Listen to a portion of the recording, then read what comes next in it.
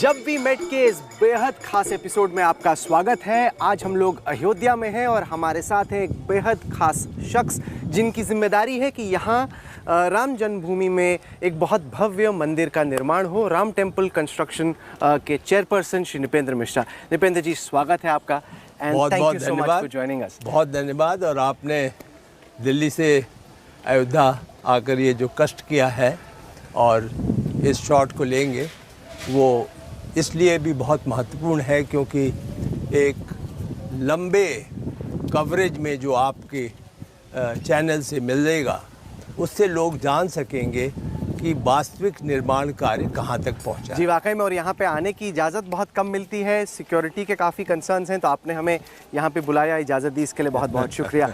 इस वक्त सारे देश की नज़र आप पे है, सब जानना चाह रहे हैं कि यहाँ राम जन्मभूमि में जो मंदिर निर्माण का कार्य है वो कहाँ तक पहुँचा है, और आप जिनकी जिम्मेदारी है कि इस मंदिर निर्माण के कार्य को अंजाम दिया जाए, आप कितने संतुष्ट हैं इस वक्त जो काम चल रहा है?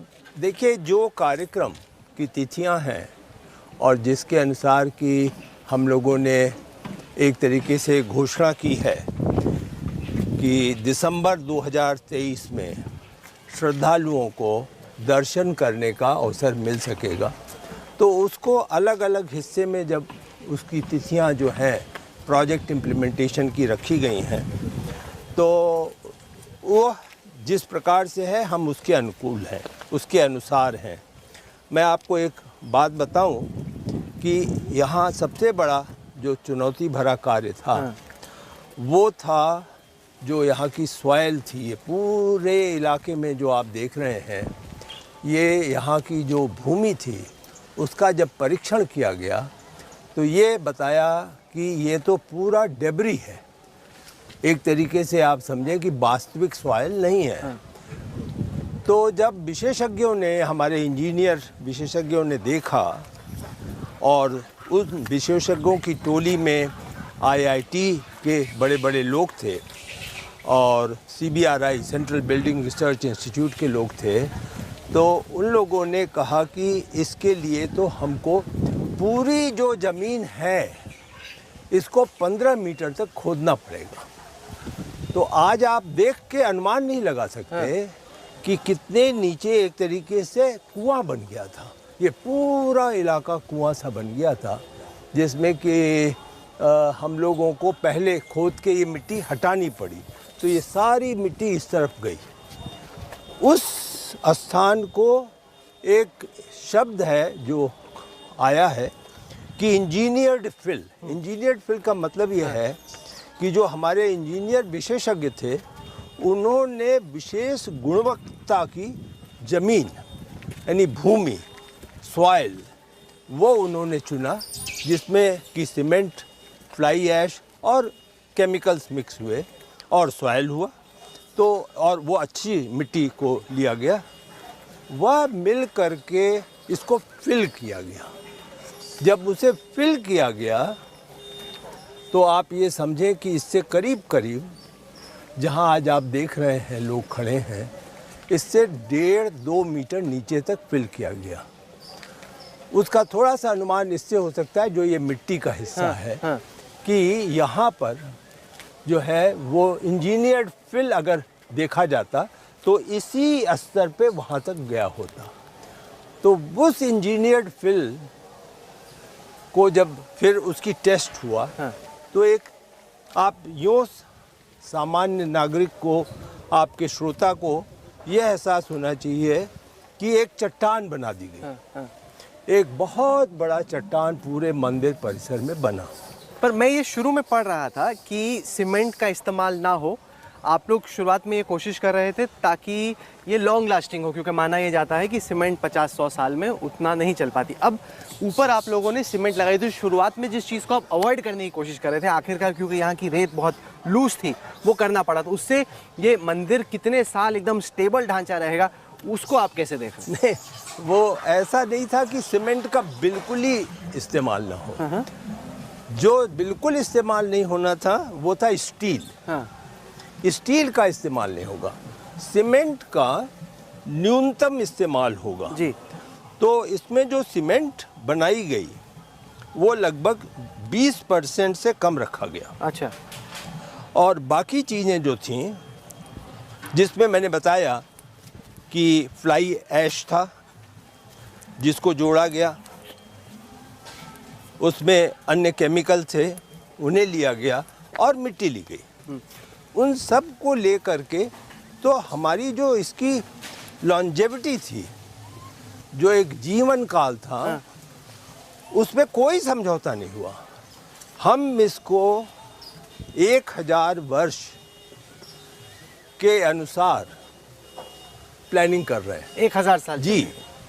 और उसके लिए जो भी अनुसंधान का कार्य है, उसके लिए जो भी हमारे एंशिएंट टेम्पल्स हैं, जो आज उदाहरण है कि 500-800 साल से वो खड़े हैं, हाँ। वहाँ पर क्या क्या हुआ उनका परीक्षण किया गया। अच्छा। और उस परीक्षण के बाद जो है निर्णय लिया जाता है। वो सब तकनीकी लोग हैं। मैं उदाहरण के लिए आपको बताऊं कि एक प्रारंभ में एक चर्चा चली कि क्या हम जो पुराने ज़माने में होता था लाइमस्टोन, हाँ हाँ हाँ। उसका इस्तेमाल करें। हाँ। तो उसके बारे में विशेषज्ञों ने और ख़ास तौर से आईआईटी के सिविल इंजीनियरिंग ब्रांच के हेड्स ने, हाँ। सबने कहा कि देखिए लाइमस्टोन उस समय था जब कोई अन्य विकल्प नहीं था, हाँ। लेकिन आज नहीं है। हाँ। तो आज के लिए हम लाइमस्टोन छोड़ के हम दूसरा क्रिएट करेंगे जो उससे बेटर होगा, हाँ। हाँ। जो यूनिफॉर्म होगा। तो उस दृष्टि से बनाया गया और हम इंजीनियर्ड सॉइल को बहुत सफल ढंग से, शुरू में कहा गया कि यदि आप यहाँ पर करेंगे तो 1 वर्ष लगेगा, हाँ। 2 मानसून सीज़न आएगा, आपके ऊपर मानसून का चैलेंज होगा। लेकिन यह एक खुशी की बात है, LNT और TCE जो हमारे प्रोजेक्ट मॉनिटरिंग के हेड हैं, इस कार्य को उन्होंने पूरा संपन्न। और चैलेंजेस काफ़ी रहे क्योंकि कोविड भी रहा बीच में, जी हाँ, मानसून भी रहा। तो चैलेंज मतलब भगवान जी आपका पूरा एकदम टेस्ट ले रहे हैं। हाँ, पूरा टेस्ट ले रहे हैं। ये आपने जो शब्द इस्तेमाल किया है वो बिल्कुल सही है कि इस मंदिर के बनाने में जितनी चुनौतियां आ सकती हैं वो लगभग हर कदम पे आती। एक रुचि का स्थान ये है, आपको केवल ये जो है ये एक कुआं है और इसको कहते हैं सीता कूप। इसके बारे में किताबों में, आर्टिकल्स में खूब किताब पढ़ा में। है। और यहाँ तक है कि लोग यहाँ जब दर्शन करने आते थे मंदिर पर तो इससे थोड़ा सा पानी पीते थे। हाँ हाँ हाँ। तो यह तय हुआ कि हम इसकी पूरी तरह रक्षा करेंगे। हाँ। तो इसको इस तरीके से हम प्रोटेक्ट करने जा रहे हैं और कंजर्व करने जा रहे हैं कि यह सीताकूप बना रहेगा और लोगों की जो आस्था है उसको हम किसी प्रकार से उस पर कुठाराघात नहीं करेंगे।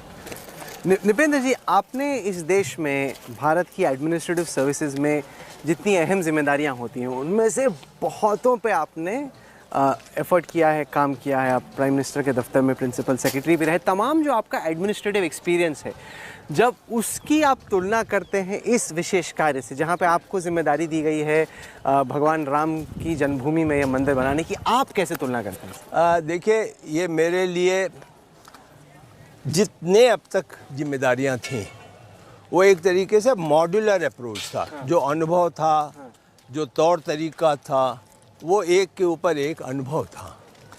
इसका जो इंटरेस्ट ग्रुप है, जो स्टेक होल्डर है, जो इन्फ्लुएंशियल वॉइस है, वो बिल्कुल अलग है। इसमें अयोध्या है, अयोध्या के हर वर्ग के लोग हैं, साधु समाज हैं, अयोध्या के श्रद्धालु हैं, फिर पूरी उत्तर प्रदेश की कैचमेंट एरिया है। तो सही माने में आपसे अगर कहूँ तो मेरे लिए यह पहला अनोखा अनुभव था जहाँ मुझे हर प्रकार के विचारों को एक संगम में लाकर उनकी बात को सुनकर और उनको आदर करके, क्योंकि उसमें से कभी कभी ऐसे वर्ग भी होता था जो बड़ा इन्फ्लेमेबल है, जिसकी भावनाएं हैं, जिसने वर्षों से इस कार्य के लिए लड़ाई और सपना देखा है। तो सबकी बात को लेकर के चलना एक अपने अनुभव का था और मैं मानता हूँ कि एक आस्था का विषय है, इसलिए थोड़ा संकोच कर रहा था। मेरे लिए ये डिवाइन ब्लेसिंग है, डिवाइन ब्लेसिंग है कि मुझे ये कार्य मिला है और मैं इसको पूरी निष्ठा से संपन्न करने का प्रयास कर। इमेजिन करने बताइए कि अगर आगे चल के 3 साल बाद 2 साल बाद कोई आता है तो क्या कहाँ पे जी। कैसे दिखेगा? अगर आगे चल कर के 2022 के अंत तक कोई आएगा तो यहाँ पर ये राफ्ट 1.5 मीटर विड्थ का होगा जो लगभग ग्राउंड लेवल पे आ जाएगा। उसके ऊपर जो है वो एक अगली चुनौती है, 5 मीटर विड्थ की प्लिंथ है। वो प्लिंथ आप 5 मीटर आप सोच सकते हैं कि 15 फीट हो गया। मतलब हमारी लंबाई अगर है तो उससे आप अनुमान लगाएं कि हमारी दुगनी 2.5 गुनी लंबाई पर, और वह जा कर के एक ऊंचाई पे हम पहुंच के तब हमारा स्टोन का कार्य, लेइंग ऑफ द स्टोन, बंसी पहाड़पुर का जो एक्चुअल मंदिर जो गर्भगृह होगा। आपने देखा होगा ये जो झंडा दिख रहा है यही वो स्थान है जहाँ आदरणीय प्रधानमंत्री जी ने जहाँ वो झंडा लगा हुआ जी है, वो शुभारंभ किया था। Correct। वहीं पर इसकी पूजा हुई थी और वहीं से ये कार्य लिया गया 5 अगस्त 2020। और उसके बाद ये है 2022 के अंत तक निश्चित रूप से यहाँ आपके समक्ष स्टोन वर्क हो रहा होगा। स्टोन के 2 हिस्से हैं, कुछ तो कार्विंग माइंस में होगी, कुछ यहाँ पे होगी। वो इतना डेलिकेट वर्क होता है। अयोध्या में जब हम आ रहे थे और इतने सालों से लोग जब देख रहे हैं तो सड़कें बड़ी तंग हैं, यहाँ का सिविल इंफ्रास्ट्रक्चर। अयोध्या को बड़ा ही एक स्लीपी टाउन कहा जाता था। यहाँ मतलब कि कब कर्फ्यू लग जाए, कितने महीने कर्फ्यू चल जाए कुछ पता नहीं, तो यहाँ कोई इन्वेस्टमेंट नहीं हुआ। तो जो पूरा इलाका है न केवल ये 50 एकड़ का बल्कि उसके आगे का भी जो शहर है उसको आप किस हद तक अब डेवलप कर पाए? देखिए 2 हिस्से हैं इसमें। एक तो ये है कि इस 50 एकड़ के डेवलप करने की जिम्मेदारी हमारी है, ट्रस्ट की है, और ट्रस्ट के लिए है इसलिए मेरी। उस 50 एकड़ के बाहर का कार्य राज्य सरकार का है। लेकिन आपने जो महत्वपूर्ण बात कही कि ये जो संकीर्ण सड़कें हैं, जो सीवेज की चुनौती है, जो बिजली की चुनौती है, और संख्या रामनवमी के दिन उसका ही सिर्फ आप अनुमान लगाएं, बाकी दिन तो सामान्य है। लेकिन रामनवमी के दिन अनुमान यह लगाया जा रहा है कि लगभग 5 लाख से 7 लाख कम से कम एक दिन में लोग आएंगे। और वो जो 5 लाख से 7 लाख लोग यहाँ आएंगे, उनका जब आप सेकंड्स में मंदिर के सामने वो खड़े होके करेंगे तो 1 सेकंड में 7 लोगों को दर्शन करना है। दैट इज़ द चैलेंज कि 1 सेकंड में लोगों को ये कैसे संतोष होगा कि वो भगवान के सामने पहुँचे और उन्होंने जो है अच्छे दर्शन मिले हैं।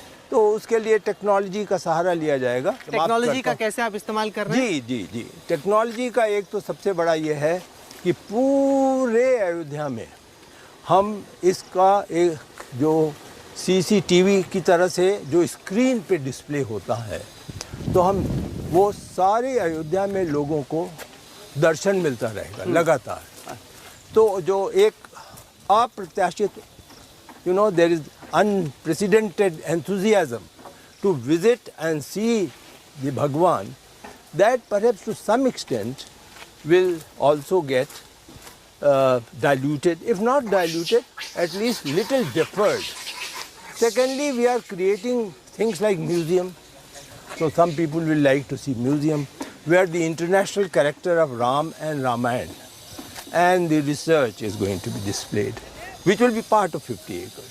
एक चैलेंज था क्योंकि इसकी दिशा जो है वो इस दिशा में मंदिर है, तो हमको जो किरण है, सूर्य की किरण है, जो कि 12 बजे जो रामलला है, जो बचपन की उनका है मूर्ति है, उसके यहाँ माथे पर आ करके वो करे।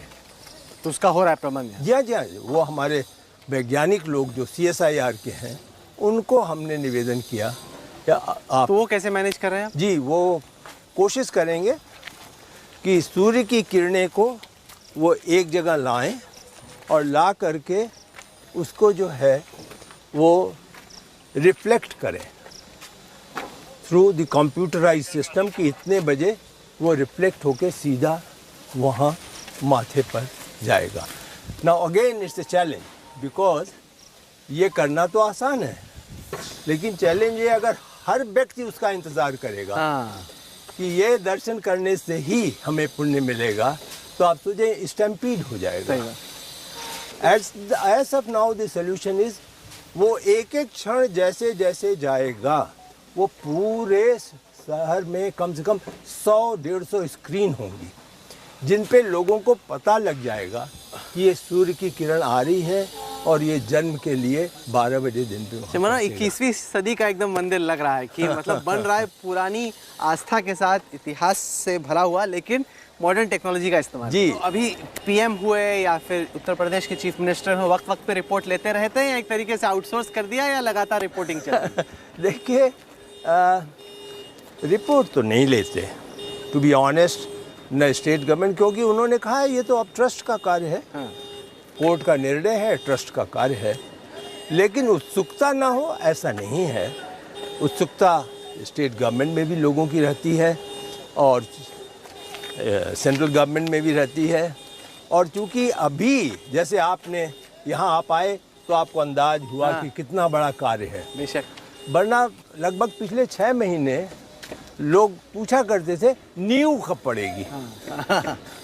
नींव के तो आप बहुत आगे निकल गए। तो उसको बताना कि साहब नींव 15 मीटर नीचे खोद के हटा करके उस पर इंजीनियर्ड फिल हुई, तो उसको एक अनुमान लगाना, एक चित्र बनाना दिमाग में वो कठिन था।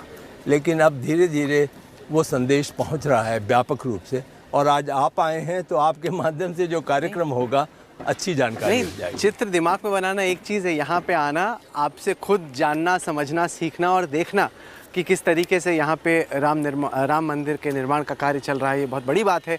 आप हमारे साथ जुड़े, इसके लिए बहुत बहुत शुक्रिया। धन्यवाद। Thank you. धन्यवाद।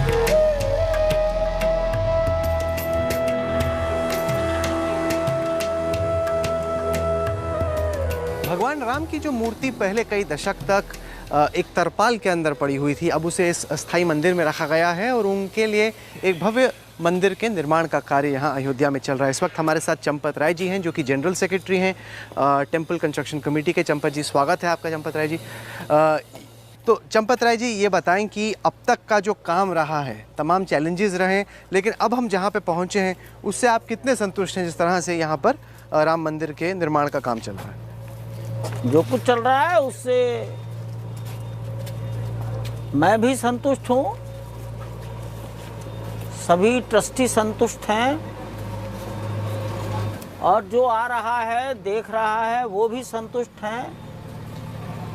हमने इस निर्माण कार्य को अयोध्या के लगभग 100 से अधिक संतों को दिखाया है, वो सब संतुष्ट हैं। सर, यहाँ पर जो तमाम एफर्ट्स चल रहे हैं उनकी जब हम तुलना देश के बाकी मंदिरों से करेंगे तो एक तो ये जगह खास है क्योंकि यहाँ भगवान राम जी का जन्म हुआ, लेकिन जब आप इसको कंपेयर करेंगे बाकी टेम्पल से तो आपको क्या फ़र्क लगेगा जब इसका निर्माण होगा? कंपैरिजन नहीं करना चाहिए। हाँ, कोई कंपैरिजन का कारण नहीं। ये मंदिर रामेश्वरम से कंपेयर नहीं हो सकता। हाँ। रामेश्वरम रामेश्वरम है। हाँ। जगन्नाथपुरी रहने वाला है, मदुरई का मीनाक्षी रहने वाला है। हाँ। कंपैरिजन नहीं करना चाहिए। आपने इतनी लंबी एक लड़ाई देखी, कई दशक तक आप जुड़े रहे, अब जब इतनी स्पीड से यहाँ पर काम चल रहा है और कहा जा रहा है कि बहुत जल्द एकदम नज़र भी आने लगेगा कि मंदिर निर्माण का कार्य कितनी रफ्तार से बढ़ रहा है, कितना अहम है ये आपके लिए? जितना हिंदुस्तान के लिए 15 अगस्त 1947 अहम था, उतना ही अहम। जो भाजपा के राजनीतिक प्रतिद्वंदी हैं वो कहते हैं कि इस मंदिर निर्माण का जो टाइम टेबल है वो चुनाव के शेड्यूल को ख्याल में रख के डिज़ाइन किया गया है कि 2023 दिसंबर तक बन जाए, अप्रैल मई में चुनाव हो जाए और बीजेपी को इस मंदिर निर्माण का फ़ायदा चुनाव में मिल जाए। इसको आप कैसे देखते हैं? कुछ भी नहीं देखते, उनको एक कसक बना ही रहने वाली है, तो मैं क्या कर सकता हूँ। हाँ कई बार एक कहावत है हाँ कि बिल्ली को रात में मांस के चीथड़े दिखाई देते हैं, हाँ। तो कुछ लोगों को केवल चुनाव दिखाई देता है। सर, हमने साथ में देखा जिसको सपा ने, आम आदमी पार्टी ने मुद्दा भी बनाने की कोशिश की कि जब लैंड एक्वायर की जा रही थी इस परिसर के इर्द गिर्द, तो ट्रस्ट से जुड़े हुए कुछ लोग, कुछ पॉलिटिकल पार्टी से जुड़े हुए लोगों पे आरोप लगा कि उन्होंने मुनाफा वसूली की कोशिश की, कि अपना फ़ायदा निकालने की कोशिश की। इसको आप जनरल सेक्रेटरी के तौर पे कैसे देखते हैं चंपत? बेवकूफ़ी। और मैंने इसका उत्तर कभी नहीं दिया, वो पत्रकार ही बेवकूफ़ हैं जिन्होंने इसको आगे बढ़ाया। कैसे बेवकूफ़ी? मूर्ख, महामूर्ख। अब खत्म कैसे हो गया? इसलिए इस प्रश्न का कोई उत्तर नहीं, इस प्रश्न का उत्तर समाज देगा। अपने आप कैसे खत्म हो गया, मर कैसे गया विषय? किसने मारा? वो तो प्रो भी नहीं हुई, कभी सीबीआई की मांग कर रहे थे वो जांच की। All foolishness. हाँ चंपत राय जी, इस वक्त जो आपकी जिम्मेदारी है वो एक ऐसी जिम्मेदारी है जो कि साधु समाज से जुड़े हुए देश में तमाम सैकड़ों लोग होंगे जो चाहते कि कहीं ना कहीं उनको जिम्मेदारी दी जाती। आपके नसीब ये जिम्मेदारी आई है, तो आपके लिए ये बात कितनी अहम है कि आप एक ऐसे कार्य को अंजाम दे रहे हैं जो हर आदमी जुड़ के करना चाहता था, खासतौर से साधु समाज। मैं हूँ कि नहीं हूँ, अरे मैं नहीं रहूँगा, कोई दूसरा आएगा। ये एक ऐसी प्रक्रिया है जो इंजीनियर्स के हाथ में है। अब मेरे कारण इसका कुछ नहीं होना है। इस मंदिर के निर्माण को हिंदुस्तान की इज्जत से जोड़िए। ये मंदिर, ये हिंदुस्तान की, ये राष्ट्र की प्रतिष्ठा का मंदिर है। चंपत राय जी, आप जुड़े हमारे साथ, जब भी मेट के लिए आपने वक्त निकाला, इसके लिए बहुत बहुत शुक्रिया।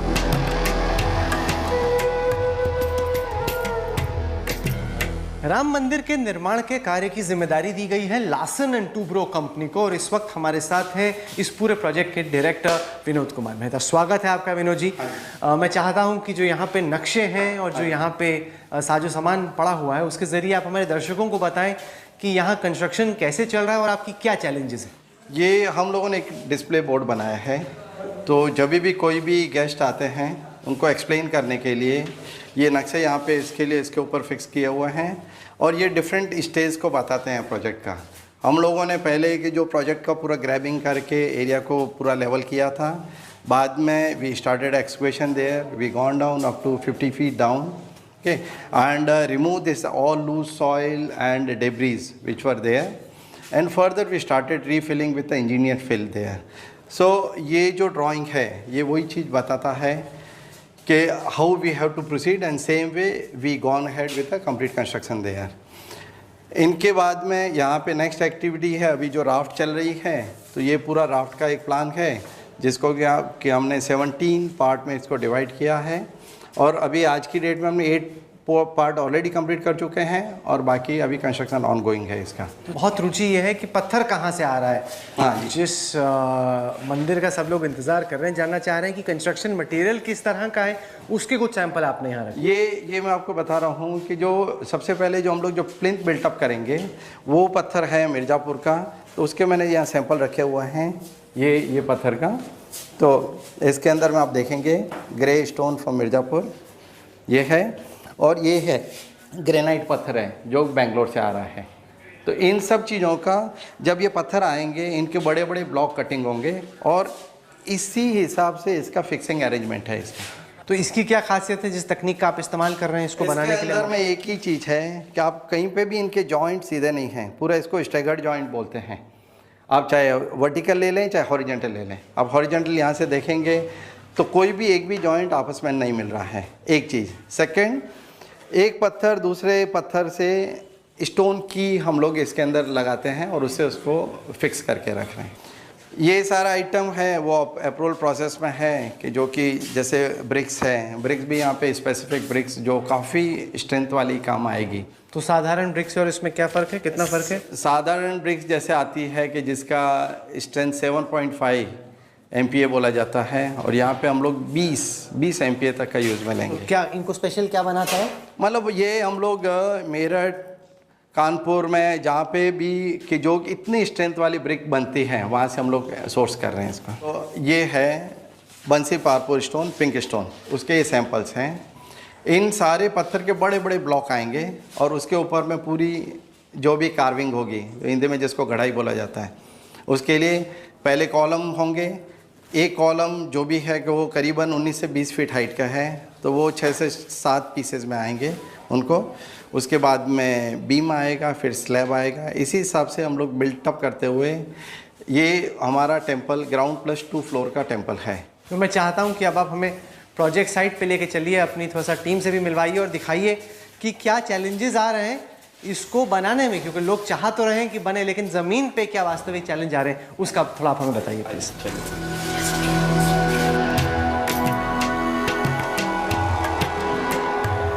विनोद मेहता जी, मैंने सुना कि आप कई साल तक हिंदुस्तान से बाहर थे, एक तरीके से भगवान जी का ही बुलावा है कि आप यहाँ पे आएँ, थोड़ा बताएं। हाँ बिल्कुल, ये है कि मैं अभी तक ओवरसीज़ में काफ़ी प्रोजेक्ट किए हैं। तो मॉरिशस यहाँ से गया था मैं, फिर वहाँ से दुबई का प्रोजेक्ट किए थे। एंड देन उसके बाद में मैं मस्कट आ गया था। मस्कट में भी हम लोगों ने 3 प्रोजेक्ट किए थे। फिर वहाँ पे 2 इंटरनेशनल एयरपोर्ट किए और दोहा में फिर एक फीफा स्टेडियम किया है। और बड़ा इंटरेस्टिंग है कि आप फीफा के स्टेडियम बना चुके हैं, इंटरनेशनल एयरपोर्ट्स बना चुके हैं। जब आप तुलना करते हैं, क्या चैलेंजेस हैं फीफा स्टेडियम बनाने में और यहाँ राम टेम्पल बनाने में? अभी बेसिकली जो ओवरसीज़ के जो प्रोजेक्ट थे उनको हमको सारा लेटेस्ट टेक्नोलॉजी से करना था। हाँ। और मंदिर हमको करना है ट्रेडिशनल वे से। हाँ। तो यहाँ पे हम लोग नेचुरल जो भी चीज़ें हैं उसी को यूज़ में लेना है। कि लाइक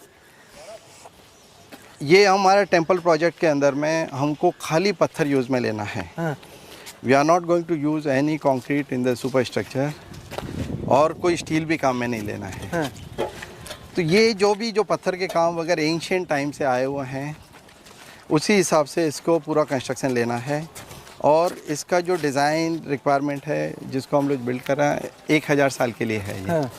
तो जब स्टेडियम बनता है या एयरपोर्ट बनता है तो वो कितने साल चलता है? वो नॉर्मली कंक्रीट का जो डिज़ाइन रहते हैं वो 100 से 150 साल तक के लिए उसका टेस्टिंग होता है। उसके लिए आपको कैसे महसूस होता है as the chosen one, as the project director, तमाम आप जो प्रोजेक्ट्स कर रहे थे उनको किनारे करते हुए, ना personal note, I am just wondering because it's a big moment for anybody कि इस तरह के किसी प्रोजेक्ट में जुड़ना, तो आपके लिए बाकी प्रोजेक्ट्स में और इसमें क्या आप फर्क पाते हैं? ये है ये it's a really I can say कि very important project for any human being.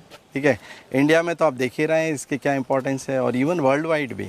और जब भी किसी से बात कर रहे हैं कि हम लोग राम मंदिर से जुड़े हुए हैं तो एक अलग ही रेपुटेशन आ जाती है। और लार्सन एंड टूब्रो एक बहुत प्रोफेशनल कंपनी है, बहुत ही कंपेटिटिव कंपनी है, तमाम वहाँ पे इंजीनियर्स, डिज़ाइनर्स हैं। कभी आपने सोचा कि आपको ये मौका क्यों और कैसे मिला? हो सकता है आई एम लकी, मैं यही बोल सकता हूँ कि मैं उनसे ज़्यादा लकी हूँ कि मेरे को ये प्रोजेक्ट करने का सौभाग्य मिला है। अच्छा, ये जहाँ वो भगवा ध्वज लगा हुआ है, हाँ जी, ये है गर्भगृह। ये गर्भगृह है। मतलब जब आखिरकार ये बन जाएगा, हाँ जी, तो जितने भी लोग आएंगे वो वहाँ पे आके बिल्कुल यहाँ पे रामलला की जो है मूर्ति प्रस्थापित रहेगी, यहाँ पे स्थापित करेंगे इसको। तो अभी आप डेडलाइन क्या मान के चल रहे हैं? जो लोग इस वक्त आपको देख रहे हैं, अगर वो सोच रहे हैं कि कब यहाँ पे आके उनके लिए संभव होगा कंप्लीटेड राम टेम्पल में दर्शन करना, तो क्या तारीख बताएंगे आप? अभी मैं तो यही बोल सकता हूँ, जो हमारा जो कॉन्ट्रेक्चुअल रिक्वायरमेंट है उसके हिसाब से 23 में कंप्लीट करना हमको, 2023 में। और उसी हिसाब से हम आगे चल रहे हैं। उसी हिसाब से हमने वो इंजीनियरिंग पूरा प्रोग्राम वगैरह बनाया है, and we are moving forward and we are on the track. खासतौर से दुबई से आपको लाया ही इस काम के लिए गया है। शुभकामनाएं हमारी आपको और आपकी पूरी टीम को। बहुत बहुत थैंक यू, धन्यवाद।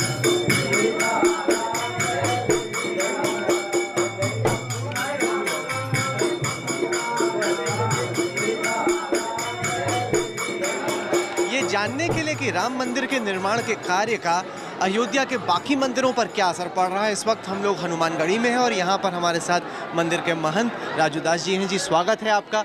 पूरे देश में इस वक्त नज़र है राम मंदिर के निर्माण के कार्य पे। मैं जानना चाह रहा हूँ आपसे कि ये जो मंदिर निर्माण का कार्य आपके निकट चल रहा है उससे यहाँ पर क्या असर आपको दिख रहा है? पहले तो आपके सभी दर्शक को भगवान राम की जन्मधरती से ढेर सारा शुभकामना, ढेर सारा आशीर्वाद।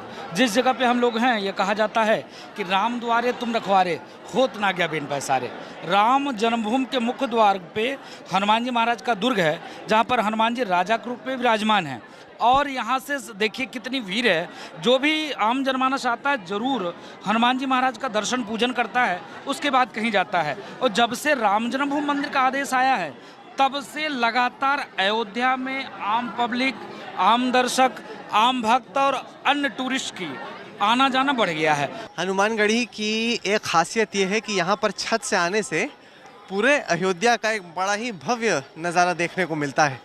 यहाँ पे आप क्या बदलाव कर रहे हैं? क्योंकि देख तो हम ये रहे हैं कि अंदर आने के जो रास्ते हैं वो अभी भी बहुत ही पतले पतले से रास्ते हैं और काफ़ी मुश्किल है पूरा जो इंफ्रास्ट्रक्चर है यहाँ का। नहीं, जिस प्रकार से अन्य जो पिछली जो गवर्नमेंट थी, सरकार थी, उनकी मानसिकता अयोध्या के नाम पर एक गौन था, डरी हुई थी। एक मन में पता नहीं क्या लोगों के मन में भाव बना था, एक गलत मानसिकता कि अगर हम अयोध्या की बात करें तो लोग नाराज हो जाएंगे। लेकिन ऐसा कुछ नहीं, आप देखने को मिलेगा कि जब राम जन्मभूमि मंदिर का आदेश आया, शांतिपूर्ण तरीके से सारा मामला हल है। यहाँ से थोड़ा सा मैं बताना चाहूँगा, क्योंकि देखिए अभी की जो तत्काल की योजना है, इसकी पूर्व की जो योजना बनी, पहले तो आप देखे होंगे जैसे नया घाट आप एंट्री किए होंगे तो राम की पैरी अभी कोई 2 साल पहले आया होगा, देखा होगा, तो वहाँ हम स्नान और आचमन नहीं कर सकते। आज वहाँ लोग स्नान कर रहे हैं। दूसरा, जब आज पूरे तारों का जंजाल, पूरे तारों का झंझावात, जिस प्रकार से तार चारों तरफ थे, सब LED व्यवस्था हो गई, एक नंबर हो गया। अब व्यवस्था है वहाँ शहादत जो मेन मुख्य शहर है वहाँ से लेकर अयोध्या राम की पैरी तक, वहाँ से शहादतगंज से लेकर नया घाट तक चौड़ीकरण की व्यवस्था, और हनुमानगढ़ी गेट होते हुए ऐसे पास से कनक भवन होते हुए और आधे से कट करके ऐसे राम जन्मभूमि को जोड़ देना, ऐसी योजना है। क्योंकि आम जनमानस की भीड़ बढ़ी है, इस भीड़ को, दबाव को कम करने के लिए सरकार ने योजना बनाई है इसकी चौड़ीकरण के लिए, और तमाम योजना है। तो राजू दास जी ये बताइए कि आपको लग रहा है कि जब यहाँ पर एक भव्य राम मंदिर बन जाएगा तो अयोध्या की जो इतनी पुरानी एक जटिल समस्या थी वो खत्म हो गई, या आपको लगता है कि इसी तरीके से कोई एक नई समस्या आ जाएगी और इसी तरह से चलता ही रहेगा, खिंचता ही चला जाएगा? नहीं, यहाँ की बहुत बड़ी खासियत है। पूरे देश और दुनिया को यहाँ के लोगों से रहन सहन के तरीका, आपसी सौहार्द की तरीका और आपस में कैसा सामंजस्य होना चाहिए, यहाँ के लोगों से सीखना चाहिए। जिसका मैं प्रत्यक्ष उदाहरण दूंगा, जब तथाकथित बाबरी और राम जन्मभूमि का जो ये चल रहा था, प्रकरण चल रहा था, उसमें आप देखेंगे यहाँ का एक भी मुसलमान विरोध नहीं करा। तो यहाँ जो जटिल समस्या थी वो जटिल समस्या भी समाप्त हो गया, और यहाँ विशाल हृदय वाला जो सनातन धर्म के मानने वाले लोग हैं और जो साधु संत है, जो आम जनमानस है, हिंदू जनमानस है, सबको गले लगाकर शांतिपूर्ण तरीके से सबका सम्मान, और किसी भी धर्म के हम विरोधी नहीं हैं। शुक्रिया, बहुत बहुत शुक्रिया।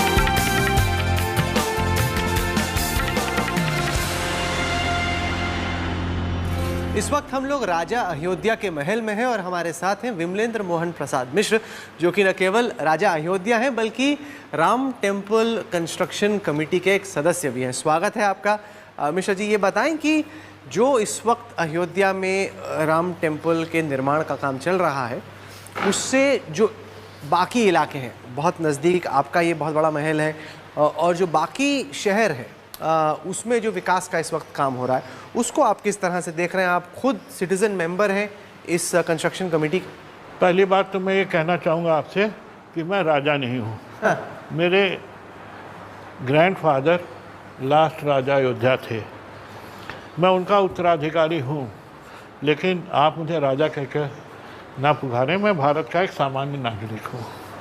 दूसरा, जो आप कह रहे हैं कि अयोध्या के प्रॉस्पेक्टिव पे क्या होगा, तो अयोध्या मैं समझता हूँ कि विश्व की सबसे बड़ी धार्मिक नगरी के रूप में स्थापित होने जा रही है। और मैंने आपको बताया है कि जो है ये विश्व की सबसे बड़ी धार्मिक नगरी के रूप में इस्टेब्लिश होने जा रही है। यहाँ पर्यटन बढ़ेगा, रोजगार बढ़ेंगे, बाहर से लोग आएंगे। इस वक्त ही अयोध्या में जो है पर्यटकों की संख्या बहुत बढ़ गई है, और मेरे ख्याल से कि प्रतिदिन 20 से 25 हज़ार पर्यटक आज भी आते हैं। अगर पर्व नहीं है, पर्व में तो उनकी संख्या बढ़ती ही जाती है। एक जिस चीज़ का एहसास मुझे हुआ मिश्रा साहब यहाँ पे आके, वो ये कि यहाँ पे अच्छे होटल्स नहीं हैं। जैसे अगर वाराणसी हम जाते हैं, बाकी जगहों पे भी जाते हैं, वहाँ पे जो इंफ्रास्ट्रक्चर है हॉस्पिटैलिटी के लिए, टूरिज़्म के लिए, वो बहुत अच्छा है। उसको बढ़ाने के लिए, ताकि जब हज़ारों की तादाद में लोग दुनिया भर से आएँ तो उनके पास अच्छा सिविक इंफ्रास्ट्रक्चर हो, रहने के लिए, उस दिशा में आप लोग क्या करें? बहुत से होटल्स आ रहे हैं, बहुत लोगों ने अप्लाई भी किया है। जहाँ तक मेरी जानकारी है 10 बड़े होटलों ने अप्लाई किया है लैंड के लिए, गवर्नमेंट को लाइसेंस के लिए।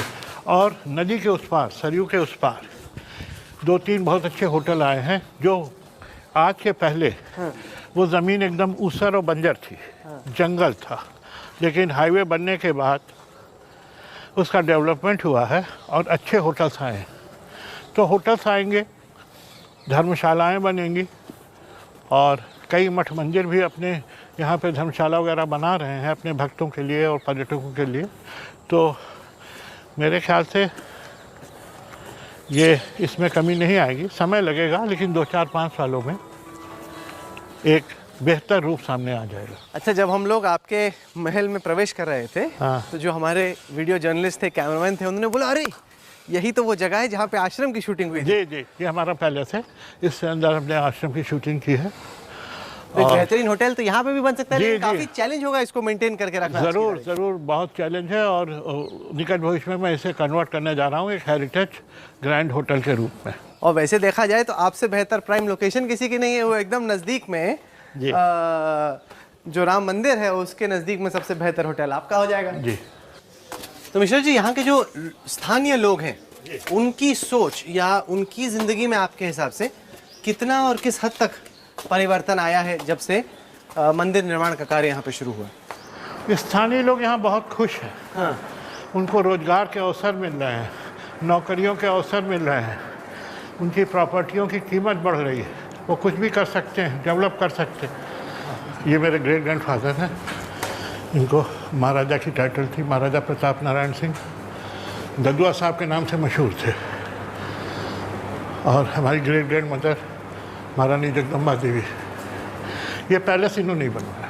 सर, बहुत हद तक अयोध्या को एक सोया हुआ सा शहर माना जाता है, बड़ा स्लीपी टाउन, लेकिन अब जब से यहाँ पे मंदिर निर्माण का काम शुरू हुआ, ये सब एकदम जग से गए हैं, सक्रिय से हो गए।